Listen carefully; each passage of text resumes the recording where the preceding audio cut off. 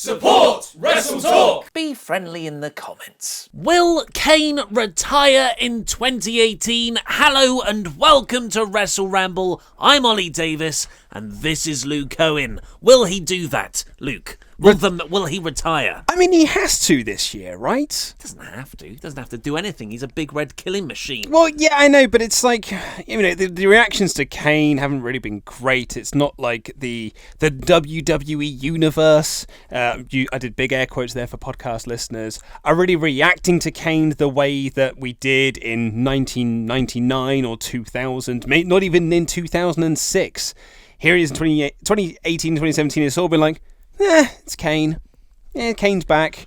And no one pops for him anymore. So, like, I'd feel that as a character and as a main event guy, he's very much run his course. It's a shame because when he came back at TL... No, Just it was before for TLC. So it was in the Roman Reigns Braun Strowman cage match on Raw, and Kane came out through the ground it was very close to his 20 years after his debut. Yes. A Bad Blood. A Bad Blood 97, yeah. And I popped huge, and I thought that was great. And I think the general consensus was, what a nice piece of nostalgic fan service. You did that one right, WWE.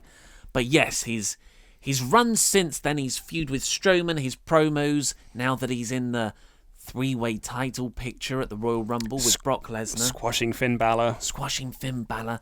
Those didn't help endear him to a modern-day audience. No. And not to me as an old-day audience. No, exactly, or yeah. a new-day audience. Yeah, I look at him and I was like, that's not the Kane that I remember. Like, I think we said this at the time. Like, why didn't they have him in the old mask, in the old outfit? If you're doing this for a nostalgia purpose, give him his old entrance music, have him look like Kane. Don't have him look like this sort of non-version of Kane that we've currently got at the moment, with his sort of like his old entrance music and his sort of like costume and his sort of like mask. It's I don't think it really helps anyone. It's certainly not helping Kane. And if anything, I mean, and I hate to say this sort of thing, but if anything, I feel like his feud with Braun Strowman is killing Braun's heat.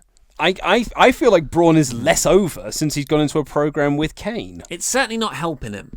Although the garbage truck comeback... But that was with Miz. Yeah, but it was part of Kane. But you're right, it was against the Miz.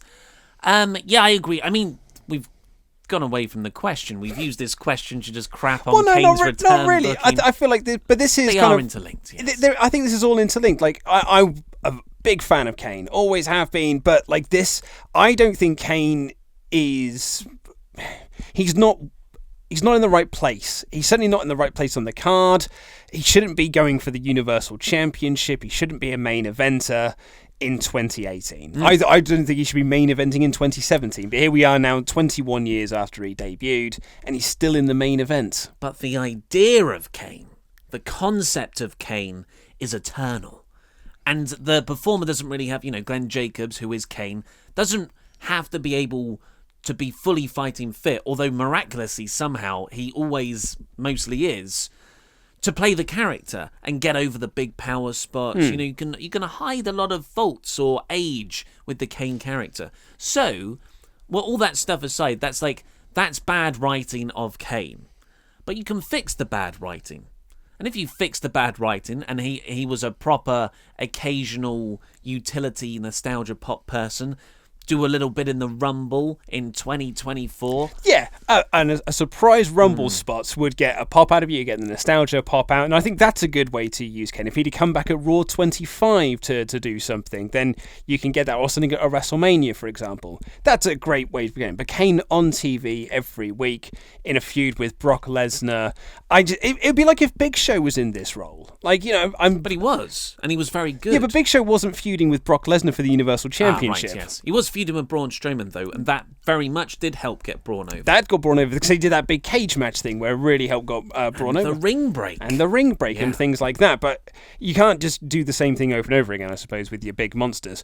It's just, maybe I'm sour on it because I wanted to see Balor in the Universal Championship role against Lesnar for Royal Rumble, but instead we've got Kane and poor old Braun Strowman in there again. It's because the autocorrect on your text message to Vince McMahon put the Demon King to the Demon Kane. Yeah, it's because obviously Vince watches all of our shows and the booking committee does as well. Correct. Damn it. So, will Kane retire in 2018? I really feel like he has to. It really does depend what you mean by retire. Does retire mean Shawn Michaels retire, where you never wrestle a match after your last match? Or does it mean Undertaker retire? Or he could come back. Yeah, but I don't want Undertaker to come back either. Or like The Rock retire. Or so many retirements that have happened. Terry Funk's on like he's 48. You essentially just leave for a while. Also, he's trying to be mayor of of Knox County. So surely that feels like a more urgent matter to him rather than trying to be Universal Champion. So he's got his political career. He's very well set up apparently with an insurance business. He's got an insurance business which is doing quite well, so he can leave WWE and run his other ventures. He's got a family. He is 48, 50. Yeah. I can't remember the age off the top of my head.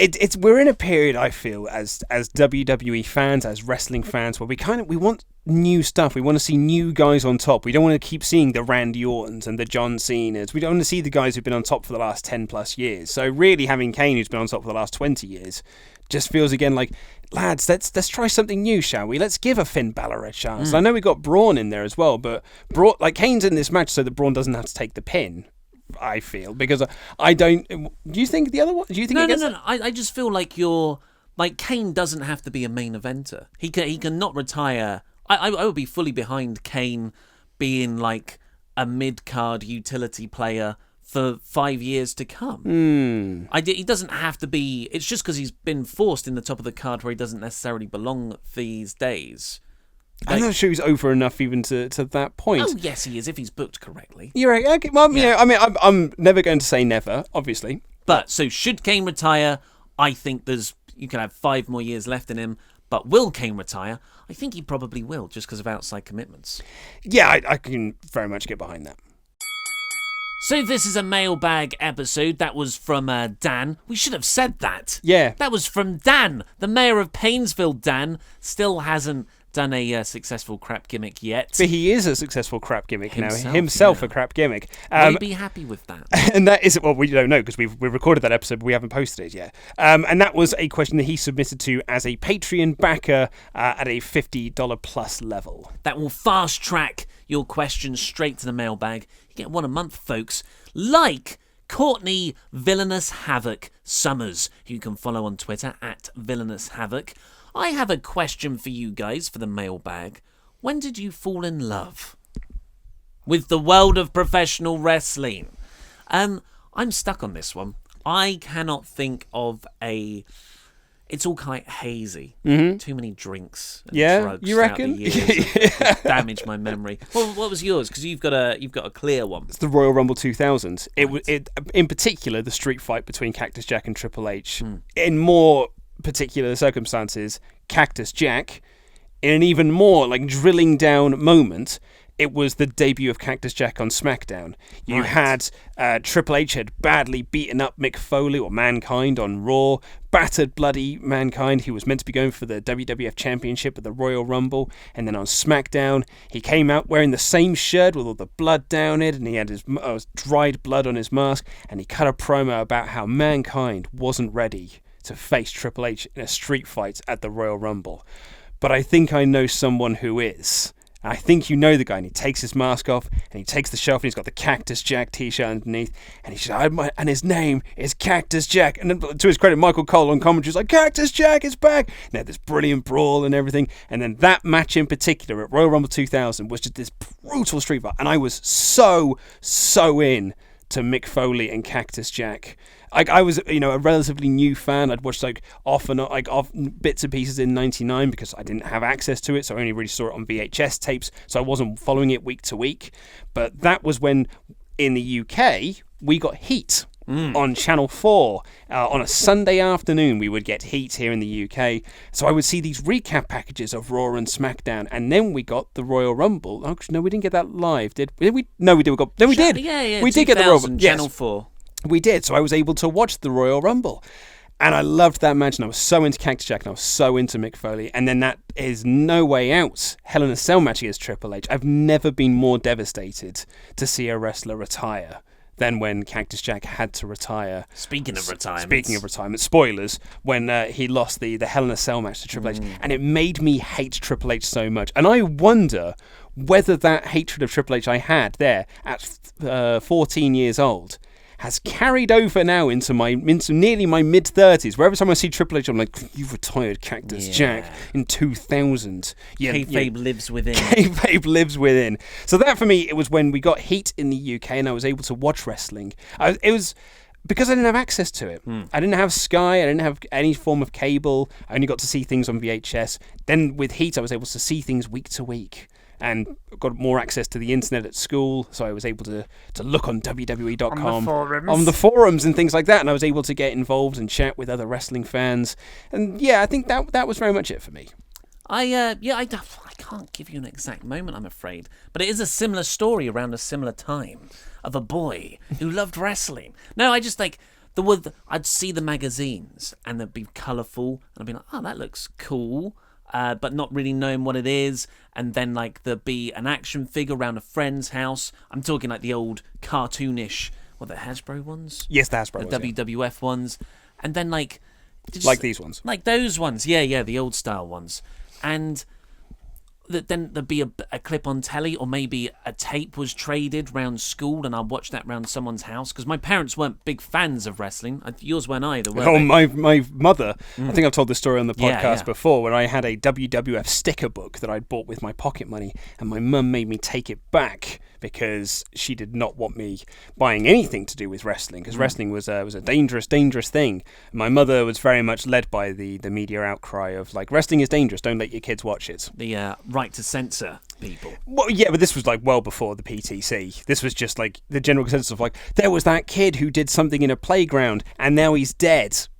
Same reason why my parents didn't like me watching Power Rangers, because there were kids that tried to be Power Rangers and they're now dead, so you shouldn't watch it either. A couple of kids have some real big fun doing wrestling moves, and it ruins it for all of us. Ruins it for everyone. But it was around that time, and then I think it was SmackDown being on Sky One, actually. We had Sky in my household. We would never give Rupert Murdoch any money. To your detriment, man. It's not to my detriment at all. I don't want that man taking any of my money. And I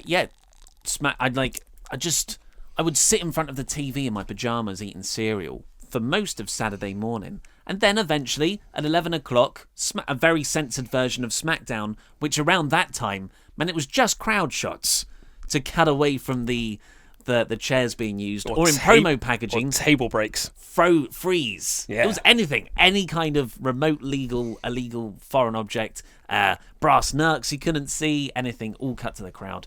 So it was that those 2 hours there, and then I just slowly, I don't think it was an immediate love, it was just a curiosity, and then I just got into a habit, and then like I watched it for every Saturday morning for many years. And but I guess just Rock, maybe the Rock kind of promo, maybe a tag match. I've got a vivid memory of a Rock tag match, but I can't give you a proper answer. Do you know the story behind Channel 4 and WWF and Sky? Essentially, the reason why Channel 4 got WWF programming and some of the pay-per-views for free. Tell us. Well, essentially, Sky were trying to offload some of their content because it was loads of pay-per-views, and they were like, well, we can't sell every one of these pay-per-views. Not everyone wants to buy all of these pay-per-views. We're going to try and offload some of these.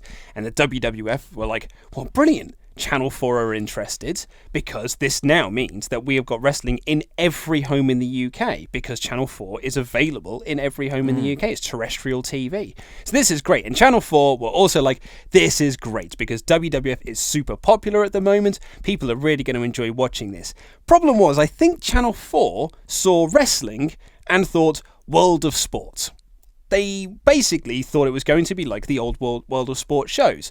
What they actually didn't realise it was the Attitude Era.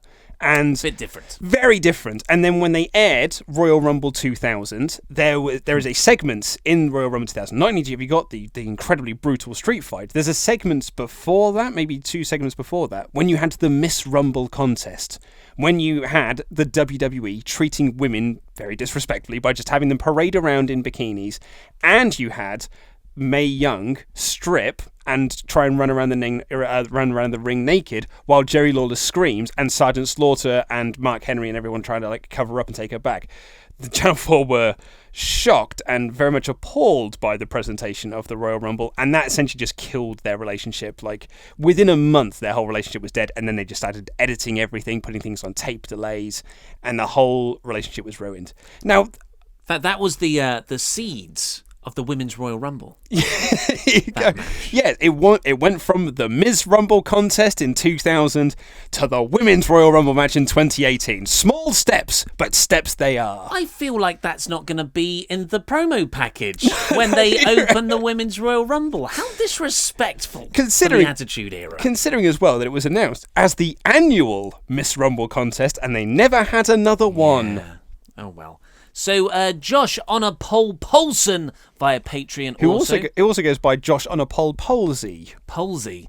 Well, whatever your name is, the only question and I'm betting a lot of the SWAF Nation want to ask, is where has your outro gone? I've been Ollie Davis. You would say... I've been Luke Owen. And that was wrestling. Well, we thought it's a new year. It's time to shake up. We can't just stagnate. We're like a shark. We've got to keep moving forward and refining our concepts, or formats rather. And for the WrestleTalk news, there's a huge dip. As soon as we finish the news story, the vast majority of people stop watching.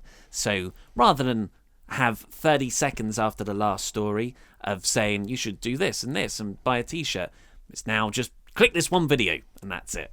So that's why that is. Yeah. Nick Schiff, hard as nails, Nick Schiff. That's right. Via Patreon, writes, in the WWE, there is this trend happening with matches. I constantly hear from the both of you during the reviews of Raw and SmackDown, and it is quite frustrating. Why are feuds so linear, specifically with tag teams and the women's division as of late? Why does the WWE keep putting the same people against each other? It's so boring. There's lots of question marks. Big exclamation marks and question marks in this. Does WWE think we, as the crowd, are stupid and can't keep track of who is feuding with who? If I hear Shamaro against the Shield one more time, I'll lose it. Just wait till the Royal Rumble. Yeah, so this is a thing, and it wasn't always a thing, was it? It feels like something that's really happened in the last, I was going to say 3 years, but I guess maybe it coincides with Raw going 3 hours. Yeah, it's time has to be filled, and this is how they sort of fill this time. You have a pay-per-view every month or every couple of months. No, it's every month. So you have a pay-per-view every month. Each brand has a... But is that the same for this year? It's not 2 pay-per-views a month now, is it? Well, it works out at about 1 every 3 weeks. Is it really? 3.5 weeks, Crikey. Yeah. But you have a pay-per-view every month for each brand, and this is just the way they tell stories. It's not the most engaging way, and it is a reason why people are uninterested in feuds, and it's odd because it is only, as Nick points out, it is really only in the tag team and the women's division that they do this. It's the 2 divisions that they really sort of like they go into autopilot mode, just like, let's do this for week 1, and then we'll do this for week 2, we'll do this week 3, week 4, pay-per-view. Mm-hmm. And that's our standard setup, and we'll just do that. With Raw, particularly in their tag team division, because they've only ever pushed 2 tag teams, that's why it feels exceptionally stale, because you've just had Seth Rollins feuding with The Bar since the summer, and here we are in January the following year, and they're still feuding. Yeah, I think at the very fundamental level, it does seem to be an element of laziness. It is laziness. Because it makes, like, it seems easy, doesn't it? And back in the day, you've been like, doing this every once in a while, it makes total sense. A tag team are going to face each other for the titles. So you have this guy face that guy next week, this guy face, and you do a round robin, and then all the guys have fought each other. Every once in a while, that makes sense on paper, but to do it every month in between their actual tag team title collisions. I mean, the Usos versus American Beta, that feels like it's done to death as well at the moment. The Usos versus New Day was so good. Like, it could have been even better if that match wasn't given to us every couple of weeks. So it's laziness, it's the automatic rematch clause, which artificially extends feuds way past their sell-by date, because you you're kind of restrained where you've got to go, well, he's got to get his rematch for losing the title. Whereas usually, back in the day, you could just move on to the next challenger while the other guy works his way back up. You've got multiple plates spinning. It's more complex storytelling. But yeah, it's laziness. It's the 3-hour format. It's lack of depth, particularly within the women's and tag team division. Yeah, the brand split hasn't helped as well. So it's the brand split, it's the 3-hour format, laziness, and it isn't just... It seems like the tag team and women's division now, but if you were to ask at the end of 2016, for instance, the main problem was the main event on Raw, which was Seth Rollins, Chris Jericho, Kevin Owens, and Roman Reigns. Yeah. It felt like they just all fought each other forever. Same with Dean Ambrose and AJ Styles. That feud went on, and James Ellsworth. That feud went on for a very long time. But the thing I'd argue with the James Ellsworth, Dean Ambrose, and AJ Styles feud is at least each week they were doing something different with it. So it never felt like this was just these three lads are just fighting each other over and over again. They were... The James Ellsworth thing really helped that feud stay fresh and relevant. I would argue, though, the Dean and Miz feud, which again lasted from like the summer through to, or rather the winter through to summer, was too long. It's feuds going longer than they need to. Yeah. I don't need to see Seth Rollins feuding with the Bar, as I just previously said, because they've only pushed those two teams on the Raw Tag Team division. You're like, well, if you didn't have those teams feuding, who would Rollins and Ambrose have feuded with? Who would the Bar have feuded with? Because it's like, well, the Revival were out injured. You've done nothing with Gallows and Anderson. And Gallows and Anderson, because you've done nothing with them, were perceived as nothing. Heath Slater and Rhino are perceived as nothing. Goldust and R-Truth were perceived as nothing and then split up. Like, that's it. You've got no one else for them to feud with. So they have to feud with each other because otherwise they've got nothing to do. Yeah.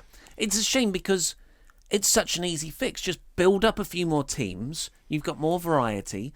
And you can go between feuds and not stick with the same feud for 4 or 5 months. So yes, we're as sick as you are now. Yeah. Remember the glory days of the women's division when it was Sasha and Charlotte? Oh my God. Yeah, so Charlotte and Sasha, Dolph Ziggler and Baron Corbin. It's not just the women's and tag divisions. It's really just like... that one can run for a while. So, yeah. The women's division, there's a simple fix with the women's division, and that is book more than one storyline. If you have the women in other storylines, then all of a sudden everyone kind of feels like they're doing something different, and it keeps the multiple plates spinning, as you would so eloquently put it. But at the moment, it's just like, this lady is the champion, this is her challenger, that's her story. Yeah. And that's your one story you've got until the next one comes along. John McBride of Frankenstein, also via Patreon, some excellent Patreon work, people, has asked, I want to know right now, if you could book one match for WrestleMania this year, what would it be? Keep it realistic. CM Punk is off limits. Haha. Also, Luke, no Styles versus Nakamura, since I know you want that match. I do. Besides something and stipulations, what would you book if Vince said, here you go, one match for our biggest show? Love the show and keep up the great work. I don't think that's Vince talking to us. I think that's John McBride at the end talking to us. Yeah, so you got to keep it realistic, Ollie. What's your first option? Why put that as a joke? Brock Lesnar versus Ronda Rousey. Yeah, keep it realistic. UFC not rematch, but So I misread the question first and thought he asked, what's our biggest match we could put on at WrestleMania? No, it was more like what would your favourite match be? In the current WWE climate, what is the biggest, what's your dream WrestleMania match that you could possibly put on? So I'm just going to, because I did it, I'm going to say what I think 2 or 3 possible biggest mainstream matches, like when you think of Goldberg versus Brock Lesnar. Yeah. What's your last one? The Rock versus... That's different.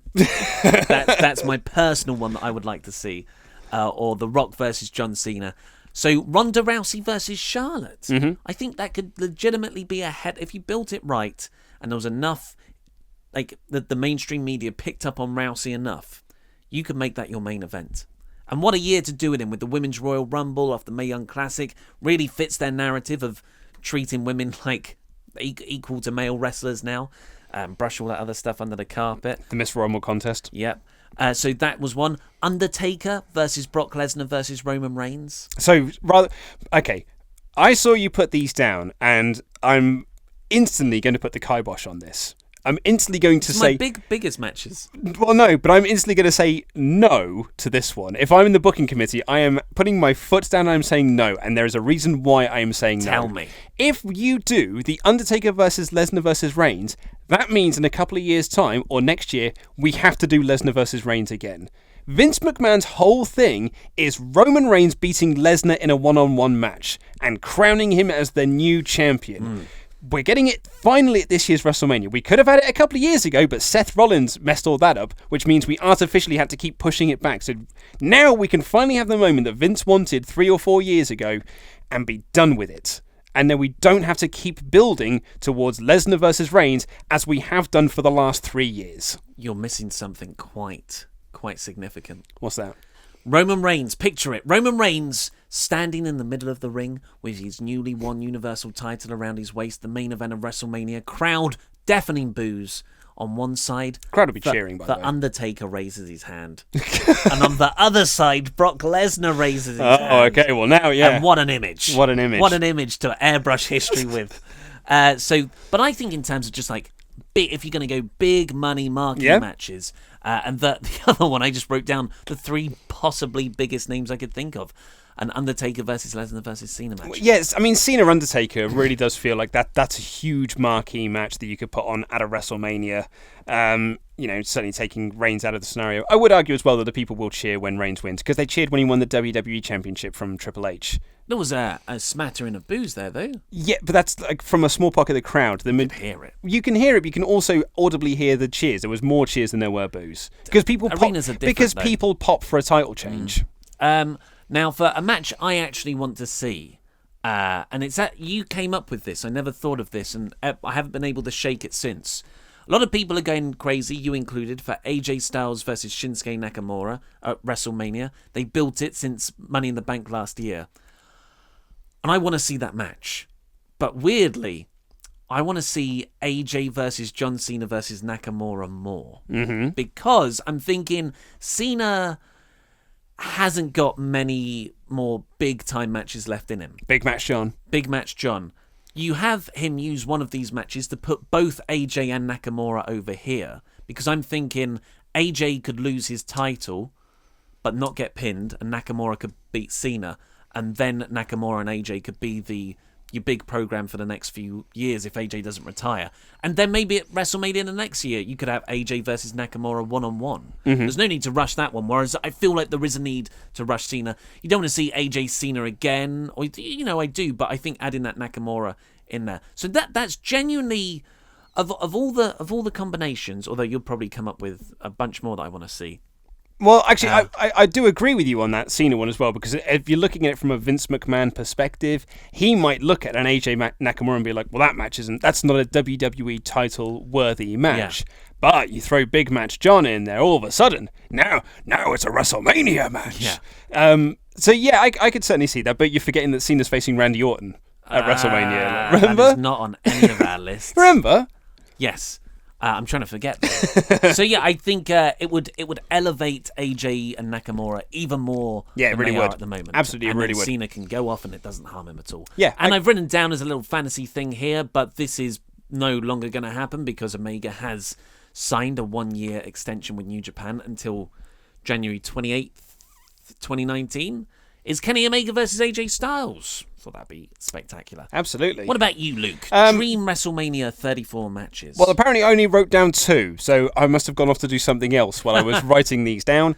One of yours is good, though. Well, yeah, I think that looking at the landscape that we've currently got at the moment and just sort of your big matches that you could do, and I really am into the idea of this match, which is similar to your Ronda Rousey-Charlotte match, is doing the horsewomen versus horsewomen idea. I think that'd be a really great match to have on a WrestleMania card. You've got your sort of your celebrity moments in there, but you've also got, like, you can elevate Shayna Baszler off NXT into the main roster if you debut Rousey in the Royal Rumble, which I'm really hoping they do.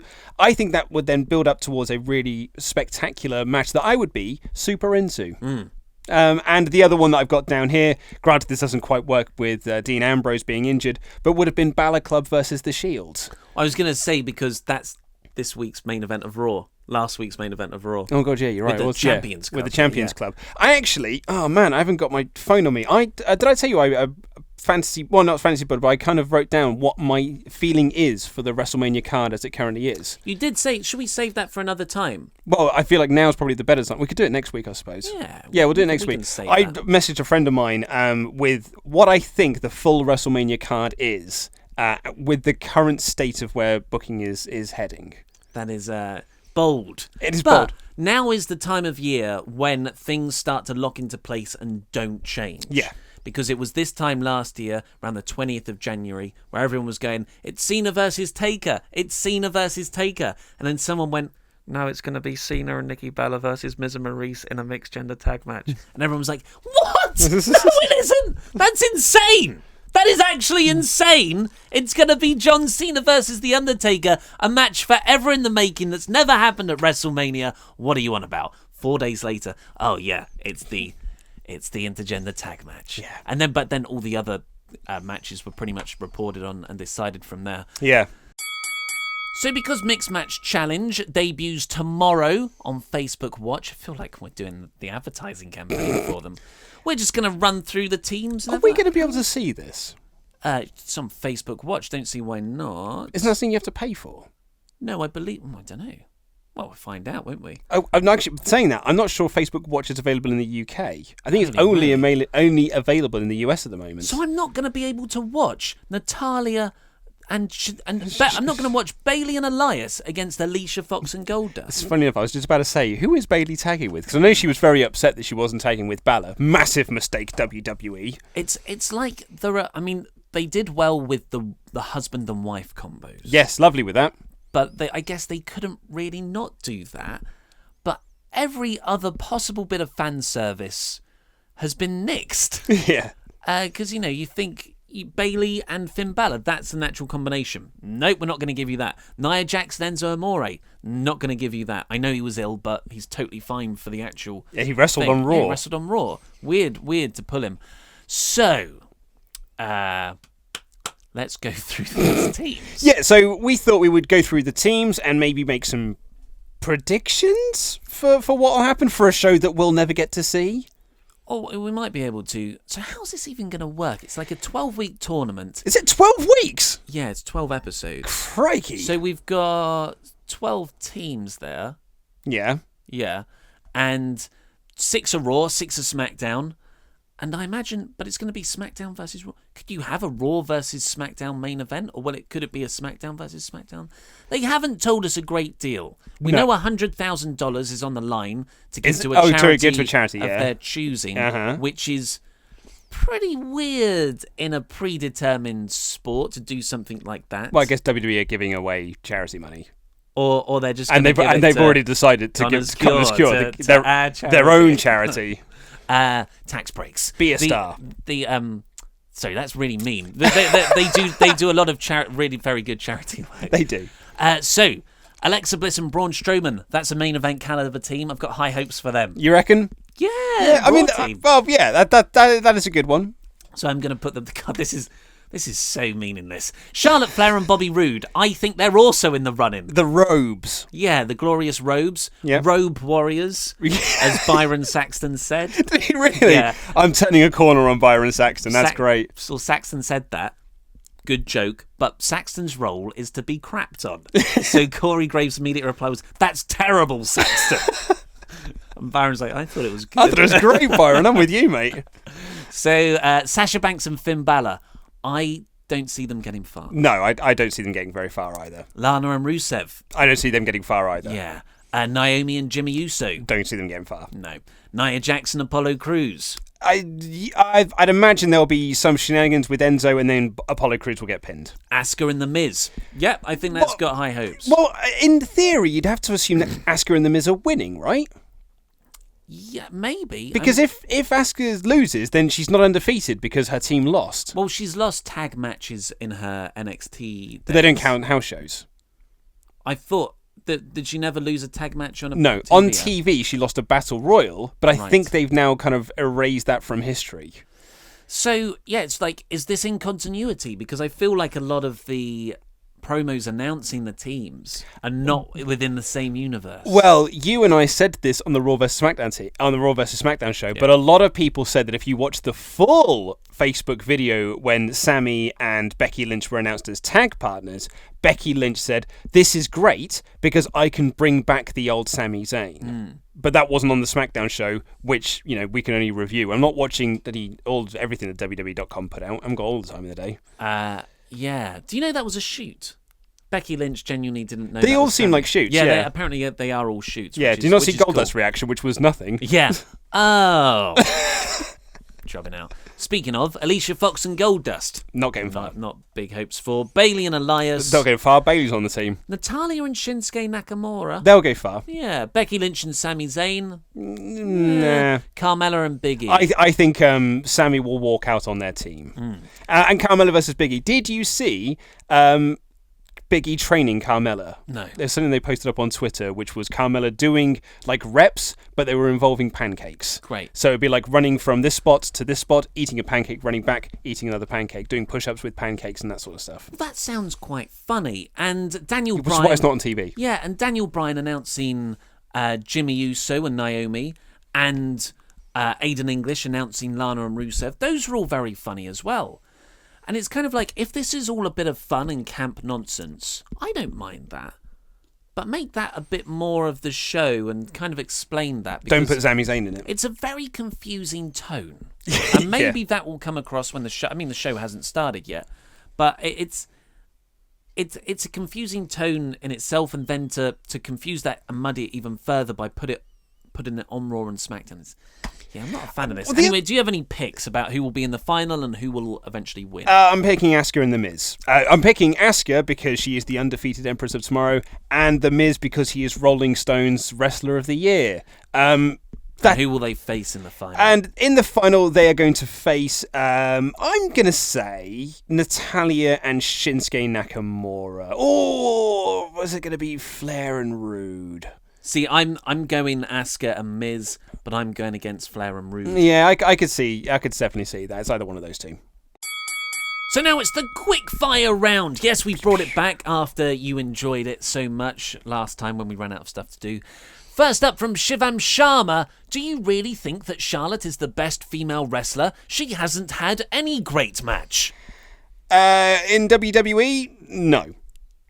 And in the wider world, thus... also no. Yes. Yes. So no.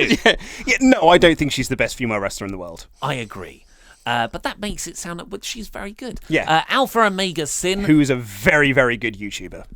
I don't know them. He's a massive video game cool. personality. He's a very cool dude. Cool. We've got a big fan. Alpha Omega Sin writes, favourite non-licensed wrestling game. So I cannot... you can't really, well, I can only really think of 3 off the top of my head, but 2 of them you could argue are licensed games, which was Def Jam Vendetta, which was essentially No Mercy, but with Def Jam rappers. So you could argue that's a licensed Def Jam game. Backyard Wrestling, Don't Try This at Home, you could probably argue is licensed to the Backyard Wrestling series of DVDs that they released. Mm-hmm. But Fire Pro Wrestling is probably the obvious answer. Fire Pro... That's what I was going to say, Fire Pro. Red Wolf 123 says, best story in wrestling right now. Jason Jordan. I'm going to say Okada's undefeated title reign. Oh, I was just speaking to WWE. Okada, you really think I'm cooler than Luke. I said a New Japan thing. Westbrook MVP. Thoughts on Cena versus Goldberg? Great match. I think it'd be awesome. Yeah, that's a WrestleMania match down the line. 100%, that's a WrestleMania match. Vince Loves Cat is the name of the person. Who's had more of an influence on the business, Rock or Austin? That's a fascinating question that unfortunately has to be surmised in a 10-second answer. Austin. I think Austin brought more eyes to the product than Rock did, but then Rock kind of kept those eyes there. And he's done it retroactively now. He's brought a legitimacy to wrestling by being such a big Hollywood star. Yeah. I'm going to go to Austin as well, but just. Yeah, I'm only to say Austin because Austin did it first, essentially. But the great thing about Rock and Austin, we've gone longer than 10 seconds, really. The great thing about Austin Rock is that someone once eloquently put it was like, you had two Hulk Hogans at the same time. And that's never been the case. If there was a New Japan versus WWE crossover, who would you want to see in the main event, and who would win? Okada versus Cena. Really? Well, that's New Japan's biggest guy versus WWE's biggest guy. I would go Omega Cena. Well, I'm thinking from a United States viewpoint. I think the promos would be amazing. I said an actual Japanese wrestler, though. That makes me cool. Well, it would be Tanahashi versus Cena then, because that's been a match in the making for a decade. Before all this Okada nonsense. Jumping the Smark. That's a great name. Not a great question, though. Is Balor the next Hulk Hogan? I feel like that's sarcastic, considering the Jumping the Smark meta nickname. Yeah. Is Balor the next Hulk Hogan? No. I would say there is no one more opposite than Hulk Hogan but I guess they do the Too Sweet. There's the NWO connection with the Bullet Club. Maybe, but no. Yeah, I'm going to say no. He is not the next Hulk Hogan. Bear in mind, Hulk Hogan broke the barriers of professional wrestling to become this mainstream star. I don't see Finn Balor doing that. He's almost like the consummate anti-Hogan. He's he's a smaller guy. I don't know. Jazzy Jan writes, though not likely to happen anytime soon, do you see Kenny Omega eventually going to WWE, and do they put him in NXT or straight to the main roster? Yes, and straight to the main roster. Agreed. I don't think he'd go to WWE if they put him on NXT. Soam, what was your one dream match that never happened? Rock Shawn Michaels. Bryan versus Angle. That never happened, did it? Not that I'm aware of. Could do, though. Could do. Stephen Taylor, Undertaker in-ring return, yes or no? No. Yes. Pete isn't done with you. That's a great name. Do you think there should be 2 Money in the Bank ladder matches this year? Yes, one for men and one for women, because it's a joint pay-per-view. Raw and SmackDown stars, the other night of the year, where Raw and SmackDown stars go head-to-head in direct competition. Raw and SmackDown stars for the men's Money in the Bank and women's, and then you can split the banks across two brands. Anthony John... I agree, by the way. Anthony John Pringle, worst Royal Rumble entrant position. Is that the worst person to enter the Rumble? Yeah, and what their number was. I mean, it's off the top of your head. Drew Carey. I was going to say Rey Mysterio, number 30, 2014. Oh, yeah, okay. That's a much better answer. Corentin Butcher, Straight Edge Society or Miz Taraj? Straight Edge Society. Straight Edge Society, one of the most underrated factions in wrestling history. That is a faction that could have got over, but WWE didn't want it to get over. Yeah, and I'm going to murder this. Finally, Sakib. Finally, there's loads left. There are loads left. There's 4 left. Vidi Basic. Since I don't believe you've ever said this before, your favourite current wrestler? AJ Styles in WWE. See, mine changes daily. Right now, it's a Naito day. Yeah, I'm it's feeling a Naito day. I feel a bit, tranquilo today. Yeah. Bacon number 11. Do you think Vince will mess up the Velveteen Dreams roster call-up? I like to stay positive, and so I will say no, but track records have shown me wrong. I'm going to say he will be messed up. Josh Halson, because he's actually quite short, isn't he, Velveteen Dream? Is he? Oh, that won't help. Josh Halson, who should Reigns drop the belt to after Mania? That's a good question. Great question. Strowman. Ooh, well, brand split. AJ Styles. Oh, Smeg, I forgot. I'm sending him over to SmackDown, aren't I? That's my big thing, is that the Universal Champion's going to go to SmackDown. Maybe I'll change my mind on that. Wendy Flanagan. It's my cousin. Best finisher in WWE. Is it? Yeah, Wendy. I don't know your Wendy. Yeah. Have I met your Wendy? Yeah, you met her at the wedding. What does she look like? She has got, I was about to say long hair. She's got long brown hair. She was wearing a red dress. I cannot remember. No, her sister's called Kat. No, not helping. Okay. Best finisher in WWE today. Best finisher in WWE today. That's a tough question. None of them are amazing. I'm never really excited for a finisher. In all of wrestling, chicken wing from Marty Scurll, I get most excited for. F5 maybe. I really like the F5. Yeah, I think the F5's a cool move. The RKO, because that's a move that people really pop for.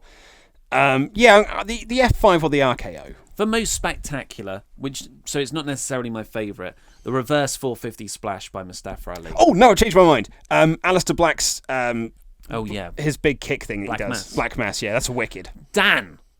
Will New Japan fully compete with WWE in America? Unless they can get a massive, massive money increase behind them. No. I also say no.